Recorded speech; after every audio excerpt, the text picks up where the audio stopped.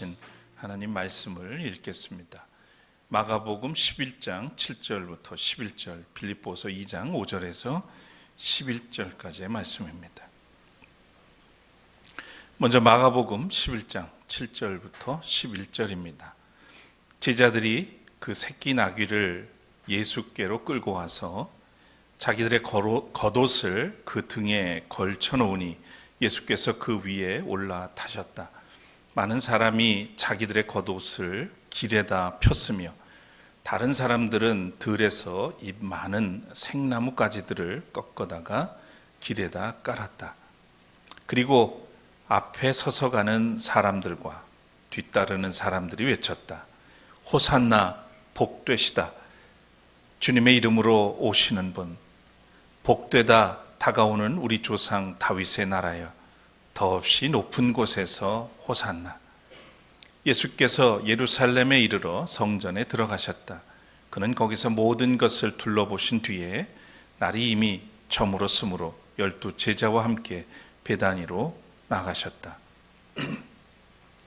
빌립보서 2장 5절부터 11절 말씀입니다. 여러분 안에 이 마음을 품으십시오. 그것은 곧 그리스도 예수의 마음이기도 합니다. 그는 하나님의 모습을 지니셨으나 하나님과 동등함을 당연하게 생각하지 않으시고 오히려 자기를 비워서 종의 모습을 취하시고 사람과 같이 되셨습니다. 그는 사람의 모양으로 나타나셔서 자기를 낮추시고 죽기까지 순종하셨으니 곧 십자가에 죽기까지 하셨습니다. 그러므로 하나님께서는 그를 지극히 높이시고 모든 이름 위에 뛰어난 이름을 그에게 주셨습니다. 그리하여 하늘과 땅 위와 땅 아래에 있는 모든 것들이 예수의 이름 앞에 무릎을 꿇고 모두가 예수 그리스도는 주님이시라고 고백하여 하나님 아버지께 영광을 돌리게 하셨습니다. 이는 하나님의 말씀입니다.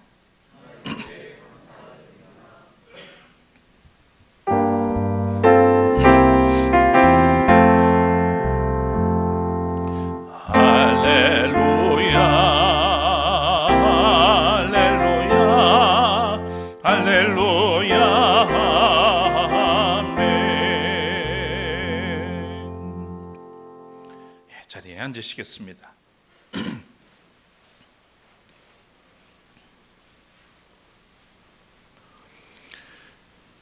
총선이 다가올수록 정치권에서 점점 거친 소음들이 들려옵니다. 정치적 야망을 관철하고 의석의 목표치를 획득하기 위해서 각각의 정치 세력들은 더욱 치열한 경쟁을 하고 있습니다. 평소에 이 반만이라도 했으면 나라가 이렇게 추락하지는 않았을 텐데 선거철에만 요란한 정치권의 모습이 늘 아쉽습니다. 선의의 경쟁, 정책을 통한 경쟁보다는 상대를 비하하고 모함하는 일에 주저함이 없습니다.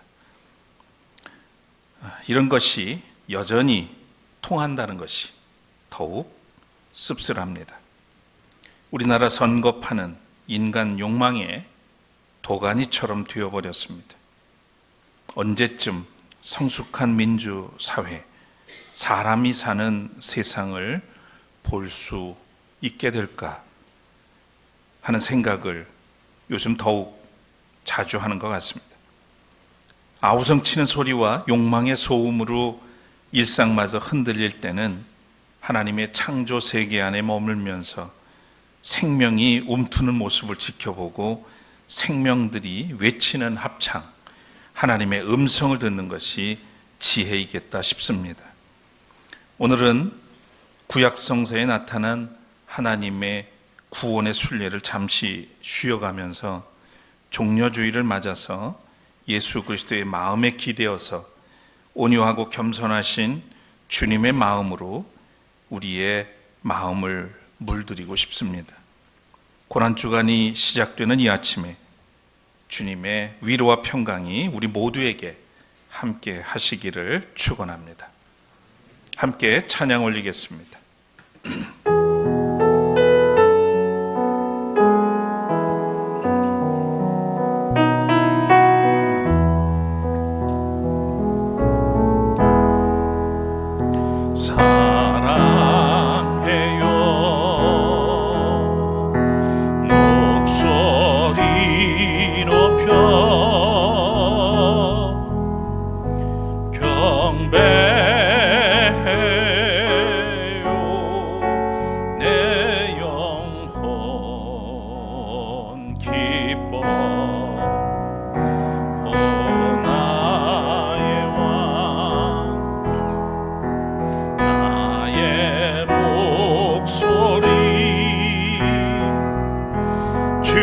귀에 곱게 곱게 흘리기.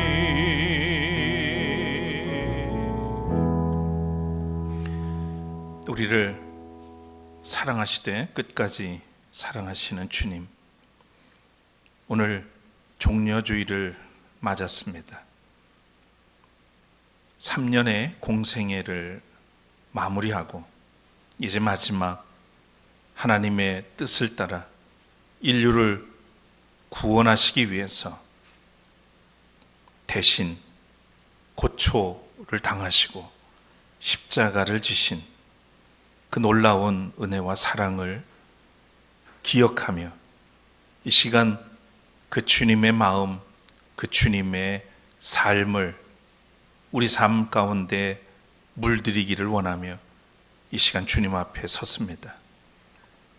예비하신 말씀을 통해서 우리가 지금 어디에 서 있는지, 또 우리의 마음은 어디를 향해 있는지, 또 우리의 마음 속에는 무엇이 가득 차 있는지 헤아려 보는 시간이 되게 하여 주시고, 오직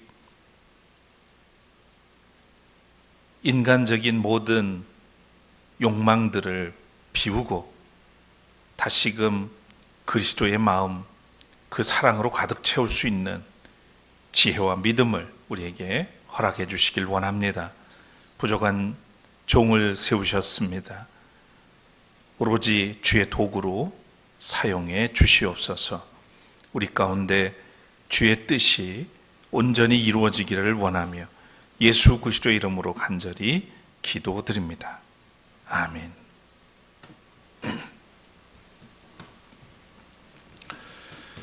사람들과 어울려 살다 보면 크게 두 부류의 사람을 만나게 되는 것 같습니다. 어떤 사람은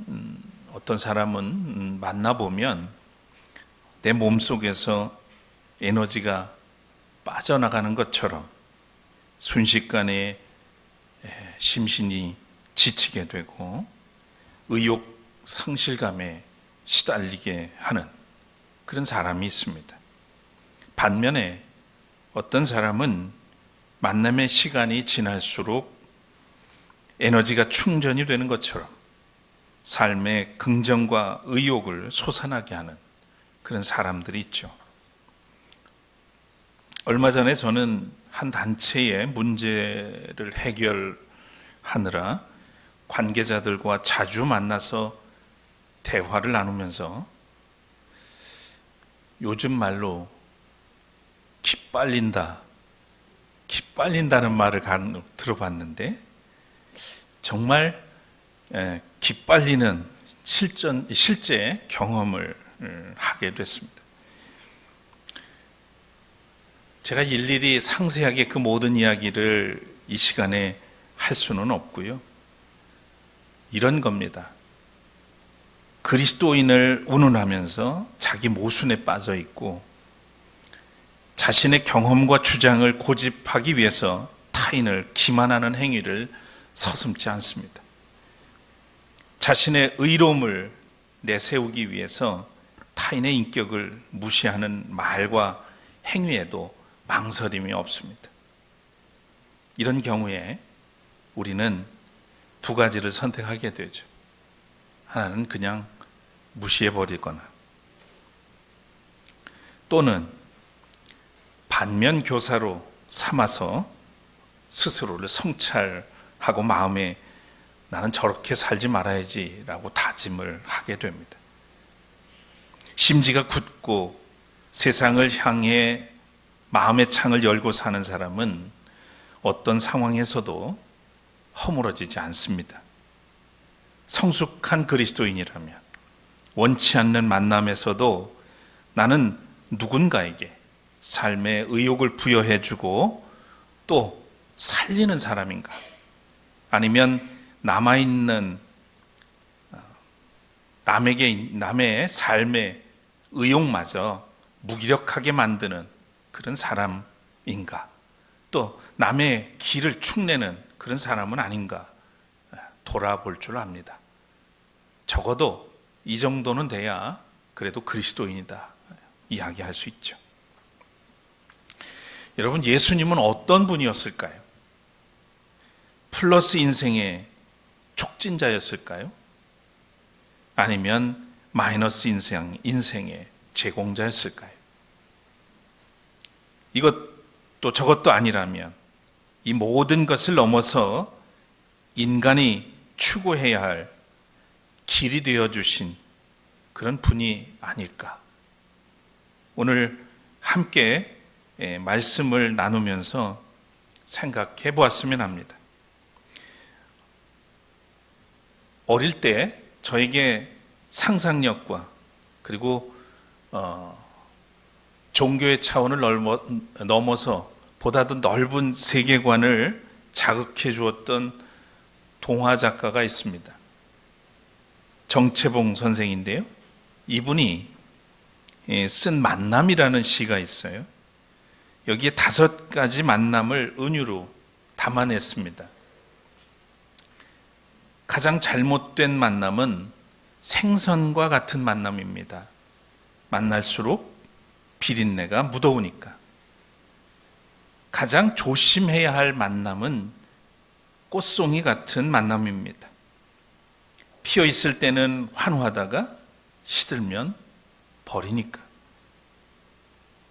가장 비참한 만남은 건전지와 같은 만남입니다. 힘이 있을 때는 간수하고 힘이 닳아 없어질 때에는 던져버리니까.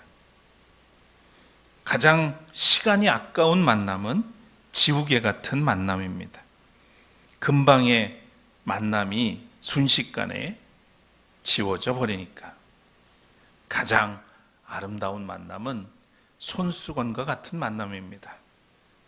힘이 들 때는 땀을 닦아주고 슬플 때는 눈물을 닦아주니까. 가장 아름다운 만남은 손수건 같은 만남이다.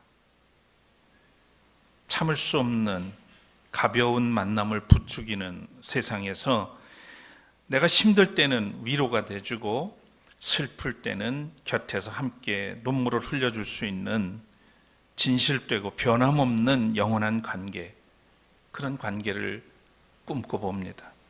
그리고 마음에 그려봅니다.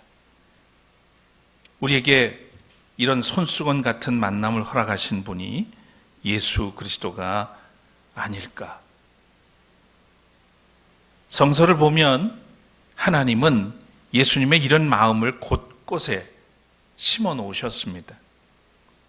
오늘 읽은 마가복음 11장을 보면 예수께서는 갈릴리를 중심으로 제자들과 함께 가난하고 소외된 그런 민중들을 돌보시다가 하나님의 때가 이르렀음을 아시고 종교적으로 그리고 경제적으로 또 정치적으로 중심지였던 예루살렘으로 발길을 옮깁니다.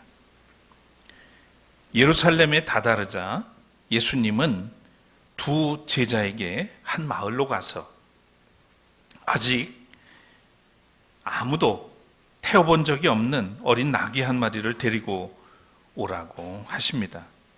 혹여나 동네 사람들이 왜 남의 나귀 새끼를 가지고 가냐고 물으면 주께서 쓰시겠다고 하라고 하면서 어린 나귀를 한 마리 데리고 오도록 요청하셨습니다.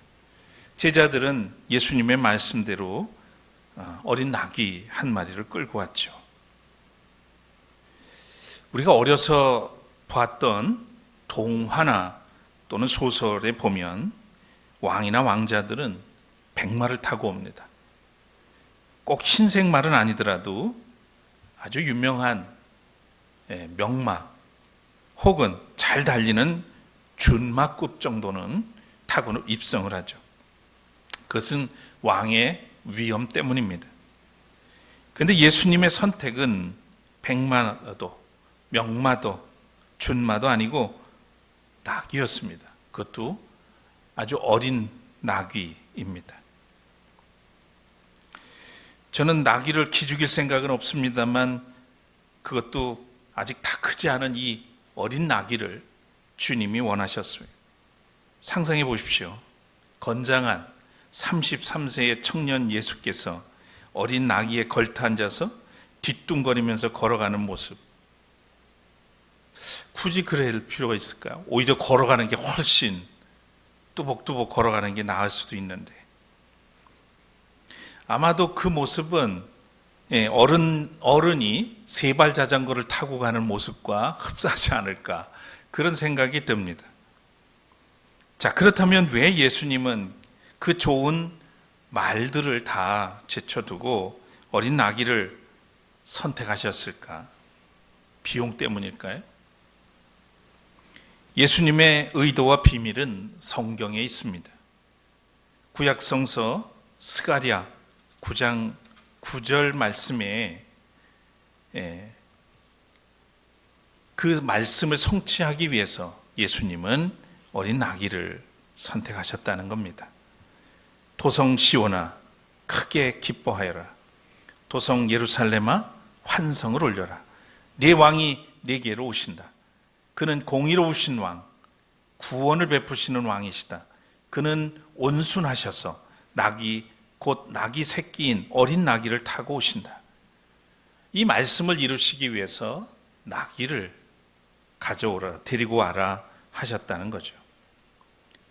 오늘 말씀에 보면 분명히 온순하고 겸손한 왕이 오실 터인데 그가 어린 나귀를 타고 온다, 이렇게 예언되어 있습니다. 겉으로는 예수님은 이 말씀을 성취하시기 위해서 말이 아니라 어린 나귀를 고르신 것이죠. 그리고 예수님이 예루살렘에 입성하는 것은 독립전쟁이나 또 정치 권력을 쟁취하기 위한 전쟁 때문이 아닙니다. 전통적으로 말은 전쟁을 상징하고 나귀는 평화를 상징한다고 하죠. 그러니까 예수님이 나귀를 타고 입성하신다는 것은 백성들이 원하는 정치 권력을 전복하고 일대 전쟁을 하기를 바라는 그런 마음들을 백성들은 가졌지만 예수님은 전혀 그런 의도가 없다는 겁니다. 하나님의 아버지의 말씀을 이루시고자 하시는 거기에 모든 것이 맞춰져 있는 것을 볼 수 있습니다. 어린 나귀를 타신 예수님에게서 아이들과 사람들은 위험 대신에 친근함을 보았을 겁니다.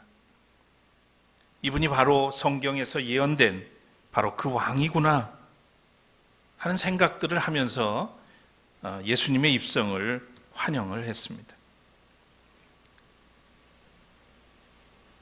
8절에서 10절 말씀을 보면, 마가복음 11장 8절 이하의 말씀을 보면 많은 사람이 자기들의 겉옷을 길에다 폈다고 했고요. 또 다른 사람들은 들에서 잎 많은 생나무까지, 종려나무죠. 종려나무까지를 꺾어다가 길에다 깔았다고 했습니다. 앞에서 가는 사람들과 뒤따르는 사람들이 함께 외쳤습니다. 호산나, 복되도다. 주님의 이름으로 오시는 분, 복되다. 다가오는 우리 조상 다윗의 나라여, 더없이 높은 곳에서 호산나, 찬양을 했던 겁니다. 호산나라고 하는 말은 지금 우리를 구원하소서라는 히브리어죠. 예수님 어서 저 이방 헤롯 가문들을 쫓아내시고 이스라엘의 왕위에 오르셔서 우리를 로마의 압제에서 구원해 주십시오 하고 외쳤던 겁니다. 사람들은 로마를 등에 업고 횡포를 일삼는 헤롯 가문을 전복시켜서 정말 나라와 백성을 구해 주시기를 주님께, 예수님께 소망하고 있었던 겁니다. 그러나 예수께서는 예루살렘에 오신 것은 사람들의 기대와 다른 차원의 일, 하나님의 계획이 진행되고 있었던 것을 본문을 통해서 보면 알게 됩니다. 그것은 인간의 죄와 허물 대신에 고초를 당하시고 십자가에 달려서 희생의 제물이 되는 것이었습니다. 이것이 사람들과는 다른 차원의 하나님께서 예비하고 계셨던 일이죠.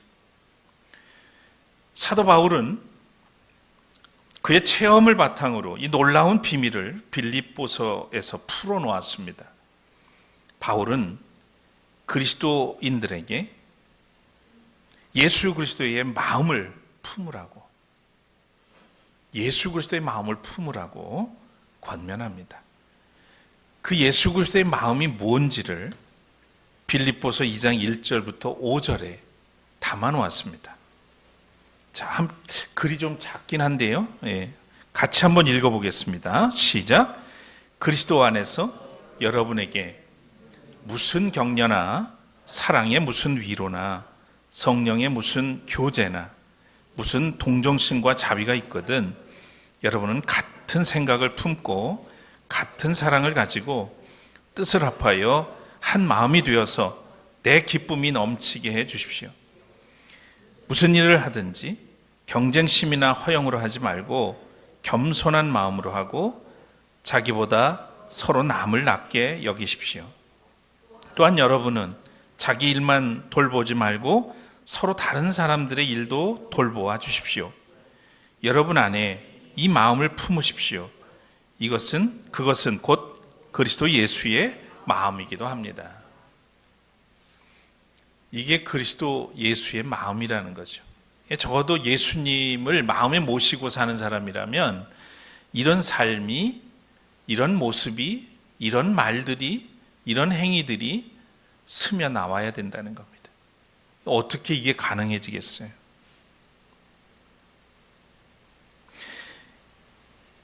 자, 그리고 이 본문을 이어서 오늘 본문에서 읽은 것 같이 예수님의 실체의 비밀을 밝힙니다. 왜 우리가 그리스도의 마음에 스며들고 그 마음을 우리에게 물들여야 하는지, 빌립보서 2장 6절에서 11절은 바울 이전에 이미 존재한 그리스도 찬가로 알려져 있습니다. 이 찬가는 놀랄 만큼 발전된 초기 기독교의 기독론을 보여주고 있는 것이죠. 이 찬가의 구조는 그리스도가 스스로를 낮추시는 하강 과정과 또 하나님에 의해서 주님으로 승격되는 상승 과정으로 나뉘어서 볼 수가 있습니다. 먼저 자신을 스스로 낮추시는 그리스도의 하강의 모습이죠. 그는 하나님의 모습을 지니셨으나 하나님과 동등함을 당연하게 생각하지 않으시고 오히려 자기를 비워서 종의 모습을 취하시고 사람과 같이 되셨습니다. 그는 사람의 모양으로 나타나셔서 자기를 낮추시고 죽기까지 순종하셨으니 곧 십자가에 죽기까지 하셨습니다. 빌립보서 2장 6절에서 8절까지의 말씀이에요. 다음으로 자신을 스스로 낮추시고 하나님의 뜻을 따라 십자가에 달려 죽기까지 순복하신 예수님을 주로 인류 가운데 세우시는 상승 과정이 나옵니다. 그러므로 하나님께서는 그를 지극히 높이시고 모든 이름에 뛰어난 이름을 그에게 주셨습니다. 그리하여 하늘과 땅 위에 땅 아래에 있는 모든 것들이 예수 이름 앞에 무릎을 꿇고 모두가 예수 그리스도는 주님이시라고 고백하여 하나님 아버지께 영광을 돌리게 하셨습니다. 빌립보서 2장 9절부터 11절까지의 말씀입니다. 여러분, 이 원리는 모든 그리스도인에게 적용됩니다. 예수님의 본래의 모습이기도 하지만 이 과정들, 이 원리는 오늘을 사는 모든 그리스도인들에게도 적용된다는 말이에요. 비우면 하나님이 채우십니다. 낮추면, 우리가 스스로 낮추면 하나님이 높여주십니다. 내 뜻을 접고 하나님의 말씀과 뜻에 순종하면 그 모든 책임은 하나님이 지십니다. 예수께서 스스로 자신을 낮추시고 하강했더니 하나님은 그분을 귀하게 여기시고 주님으로 세우셔서 높이셨다는 이 원리가 우리 신앙의 가장 중요한 원리로 작동해서 우리가 무엇을 하든지 어디에 있든지 이 능력이 우리 가운데서 일어나기를 소망합니다. 빌립보 교회의 다툼과 분쟁의 소식을 들은 바울은 빌립보 교회에 여러분 안에 이 마음을 품으십시오라고 권면했습니다. 이 마음은 예수의 마음이고 예수의 마음을 품는다는 것은 마치 암탉이 달걀을 끌어안은 후에 어떤 일에도 꿈쩍하지 않고 그 자리에 앉아서 결국 생명을 탄생시키는 것과 같습니다. 품는다는 것. 이것은 단순히 간직한다는 것을 의미하지 않습니다. 그것을 넘어서 새롭게 내 안에서 재탄생시키는 거죠. 우리 안에 예수의 마음이 있으면 그 마음을 통해서 세상을 변혁시키고 사람들을 죽이고 길을 빨리게 하는 게 아니라 길을 불어넣어주고 정말 생명을 공급하는 그런 삶으로 거듭나게 된다는 거예요. 그리스도인이 품어야 할 바로 이 예수의 마음은 무엇일까요? 첫째로 오늘 본문을 통해서 보자면 예수의 마음을 품는다는 것은 예수로 우리 자신을 물들이는 겁니다. 예수의 마음을 품는 것은 예수의 색으로 나를 물들이는 것과 같습니다. 붉은 봉선화 꽃잎을 손톱에 올리고 감싸면 손톱에 어느새 깊이 빨간 물이 드는 것처럼 예수님의 마음으로 내 마음을 감싸 안으면 십자가의 죽음과 부활이 그 보혈의 색으로 우리의 삶 가운데 물들게 됩니다. 그렇게 나에게 물드는 예수님의 마음은 어떻게 나타날까요? 첫째는 비움으로 나타납니다.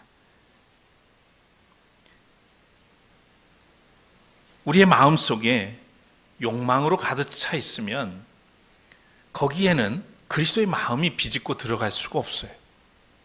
그것을 걷어내야만 그것이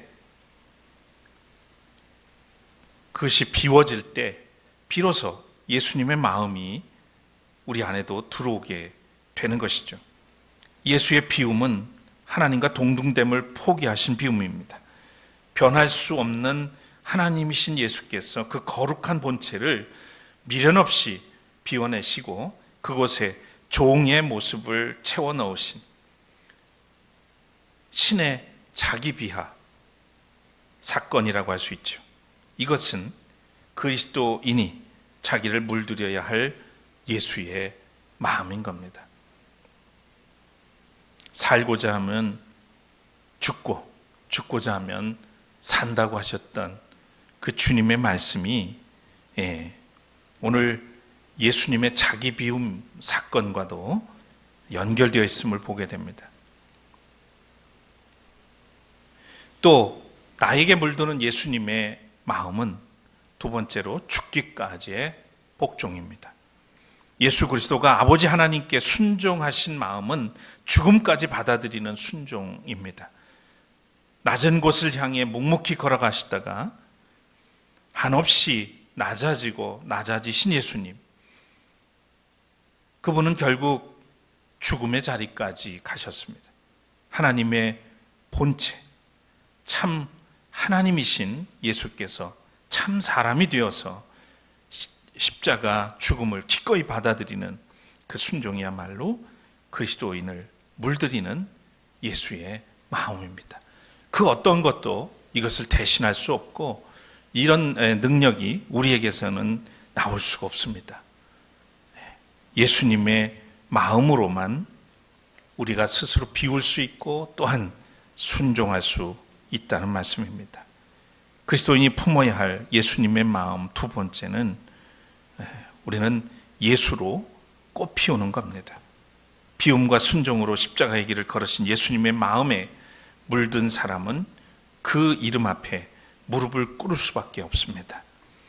이름은 존재의 정체이기 때문이죠. 그러므로 예수의 정체는 십자가에 달려 죽으신 하나님이십니다. 무릎을 꿇는 것은 예수님의 정체이신 하나님 앞에 항복하는 것이고 또 하나님을 경배하는 것이죠. 그리스도인의 항복은 하나님, 저를 이기소서 하는 기도가 되고요. 그리스도인의 경배는 나를 이기신 하나님께 머리를 숙이며 하나님 앞에 나의 무장을 해제하는 겁니다.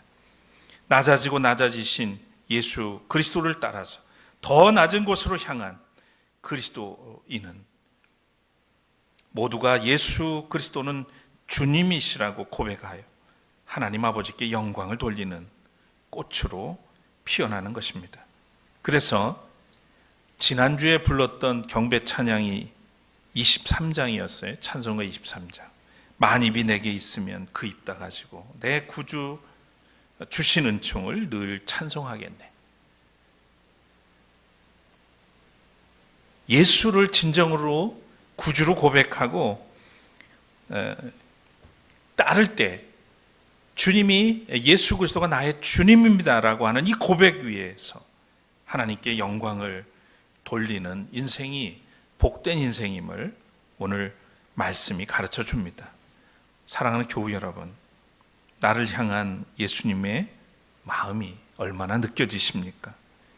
자신을 비우고 하나님의 뜻을 따르기 위해서 온전히 내어드리는 순종. 오늘 우리는 예수의 마음을 끌어안고 비움과 순종의 길을 가기 위해서 얼마나 힘을 쓰고 있는지 돌아보았으면 합니다. 빌립보서 2장 12절에 바울의 권면으로 강론을 마무리할까 합니다.